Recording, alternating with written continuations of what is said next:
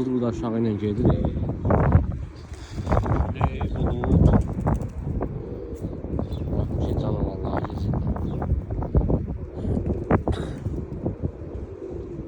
Bak buyruq sinyalı da güzel.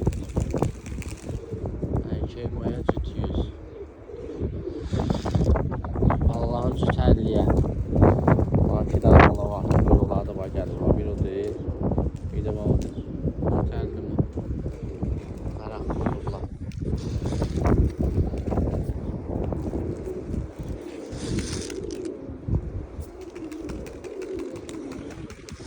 Qalcı baksın bunun. Xəstə olmasınlar. 6 aydan bir çumu iğnesidir. İldə bir dəfə də vaxtında, abi vaxt. Bunu vurun, sonra sularını sarımsaq.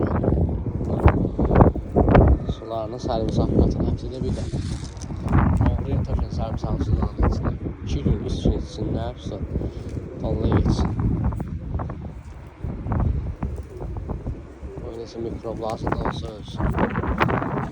Koparacın qurtlarını. Gördün özünü yığıb. Bunu dart.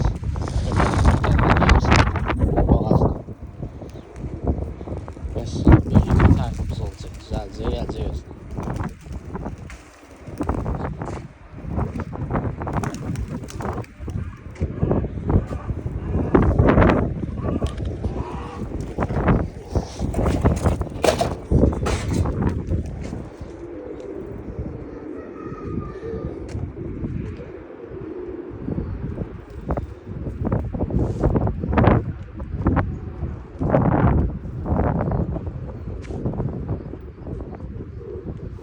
Şuraya yatsa yatlamadı. Bunu katılar. Şuraya mı çetin yatar.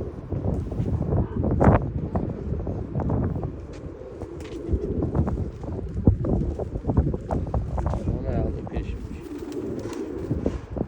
Güler şey. Peşi bayağı.